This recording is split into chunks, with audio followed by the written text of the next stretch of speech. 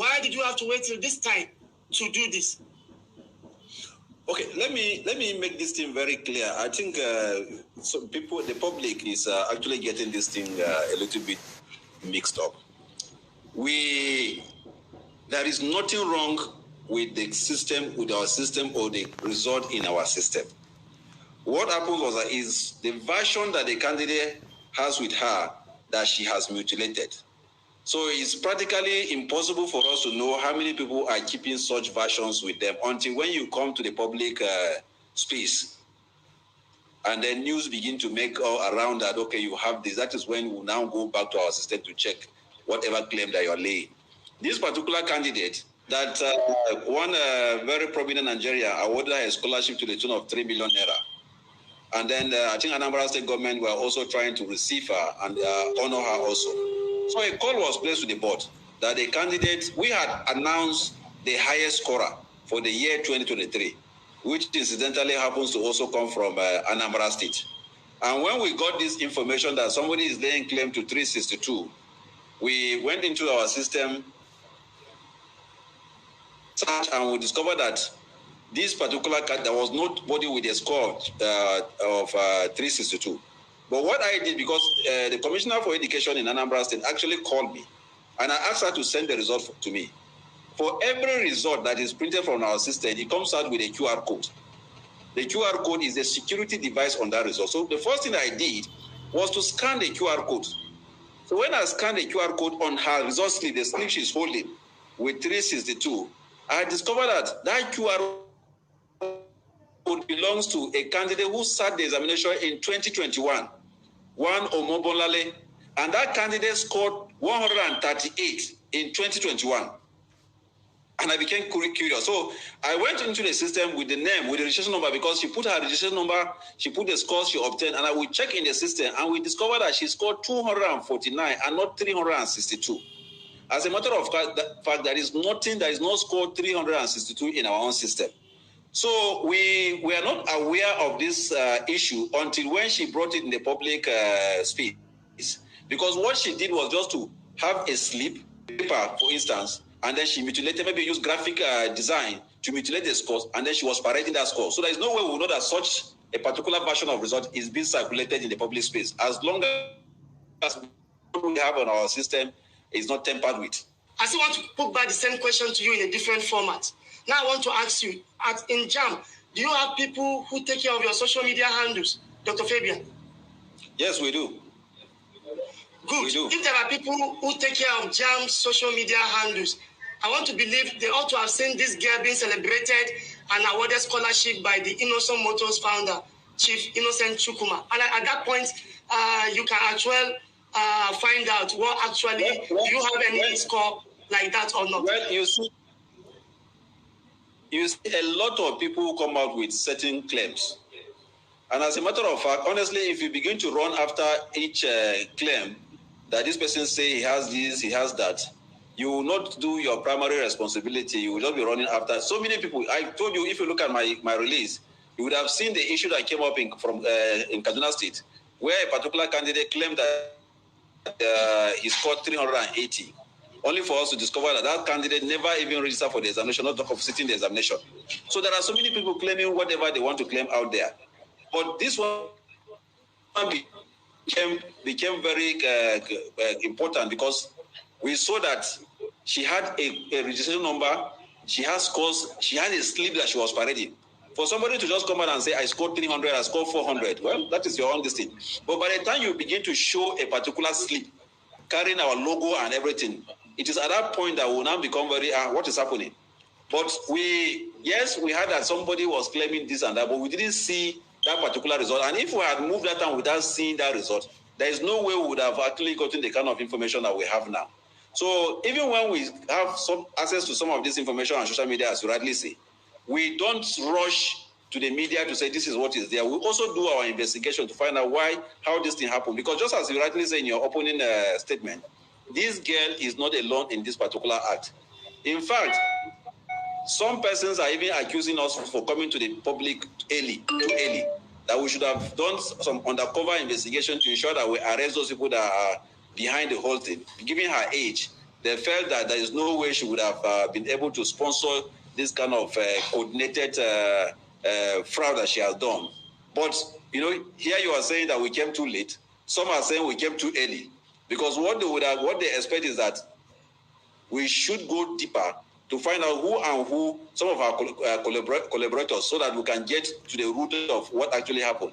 If I tell you the level of investigation that we've conducted, we have the 55019, our USSD code. What we use that 55019 is to communicate with the candidate. Communicate during registration, we communicate during examination, we communicate during the release of result. Are you with me? So what this candidate, you know, when I read the release by Mmesoma, where he said he made so many insinuation and all this thing, honestly, I just laugh, because what he's dealing with, this guy can sell him. Maybe he's waiting until when she sells him before he will know the gravity of what she has done. It's just that if I were with you, I would have shown you some of those things on the platform, what this girl did. Immediately these results were released, she checked her result. That is by she sent a message. Instead of sending result to 55019 to pull her result, she sent a message for UTME to 55019. But the message, the machine now sent her, because the phone number she's using is a unique identifier. So it sent her result. Result of 249, breaking it down to the various subjects. So she now doctored that result. You know, that one is just a text message. It's very easy for you to doctor. So she doctored the result, put the marks the way she wants, 262, and sent back to 5501 and the USS court. So the court also returned her original result again. So if you look at the communication, in fact, this is anybody can invest. All you need to do is just to pick her phone number. I think she used an Airtel. Go to Airtel and then ask Airtel to give you the communication between this number and the USSD code. And they will give you, and you will see it. What I'm trying to say is that at each point she was sending requests to 5501, it kept returning her result of 249. I think almost like 4 times. She will send it back, it will return her original result. She will send it, it will return her original result. And then she now went outside the database to obtain that slip. But unfortunately, unfortunately for those people, her sponsors or her managers, they didn't know that there are security devices attached to each slip that they print. And the USS, the QR code is one of them. There are about 17 of them, which I wouldn't want to mention some of them on the air. But the USSD code only, that alone can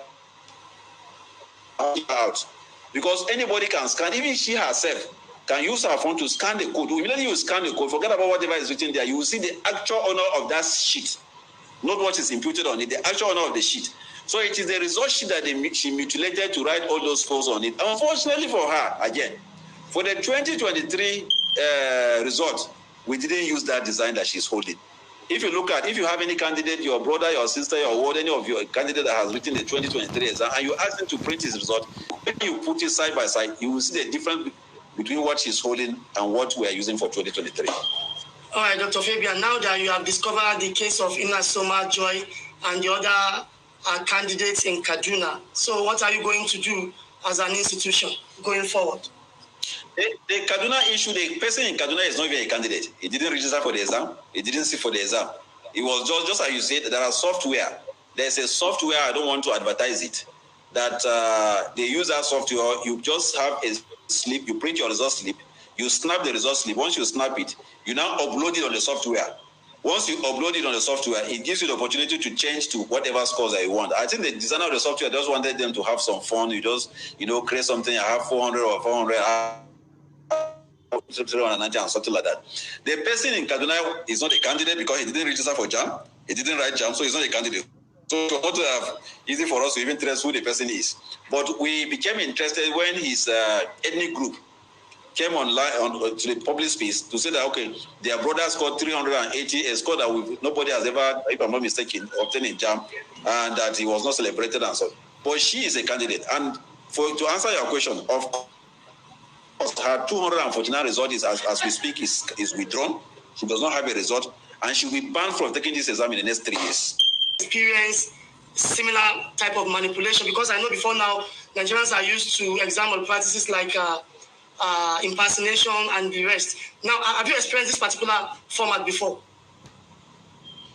Well, last year, if you have been in the media, you would have read something about a lawyer who even sued us and was claiming 2 billion naira damages. And what happened?